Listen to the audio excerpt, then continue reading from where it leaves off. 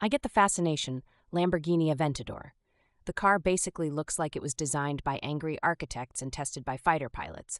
But buying a used Aventador is not, let's say, like picking up a used Subaru on Craigslist. It's a different beast. The first thing to wrap your brain around is depreciation, which hits supercars like a freight train. A new Aventador can blast past $500,000, but a used one? You'll see some sink into the low $200K range after just a few years. But cheap is relative here. But here's the not-so-fun part. The running costs barely drop at all. If you think insurance on a regular car hurts, try registering a vehicle that makes police officers reflexively reach for their radios. Maintenance? That's where wallets start to sweat. This is a car whose annual upkeep compares with the GDP of a small country. Oil changes can hit $1,200. Brakes and tires add another $10,000 to $15,000 a year. A simple clutch job might slap you with a bill for $8,000. And that's if you're lucky and nothing else is worn. Here's a pain point people don't talk about. You don't just pop into Jiffy Lube when things go sideways. These cars have bespoke parts. The nearest qualified shop could be hours away, and sometimes you have to ship pieces from Italy. I'm talking weeks in the shop, not hours. Check for accident history like you're researching your own genealogy. A repaired Aventador can look flawless, but these cars' carbon fiber shells don't always play nice after a major crunch. Always get a pre-purchase inspection. It's $1,500 well spent, and it's wild how much filth gets swept under those scissor doors. Mileage is a weird metric with exotics.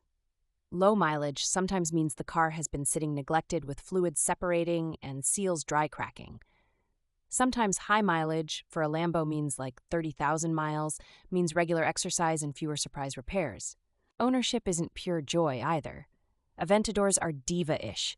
The doors are a circus act, visibility is like looking out of a mailbox, and scraping the nose on Portland potholes is basically inevitable unless you treat driveways like black diamond ski runs.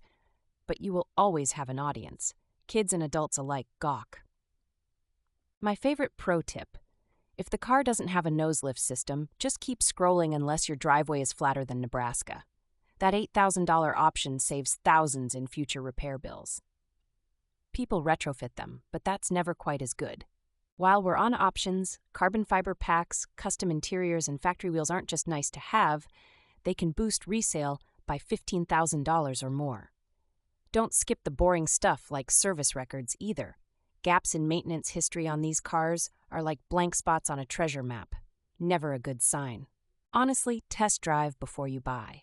I know the dream feels untouchable for most, but if you drop serious cash and then find out the seats fit you like a medieval torture device, you'll regret not spending that hour.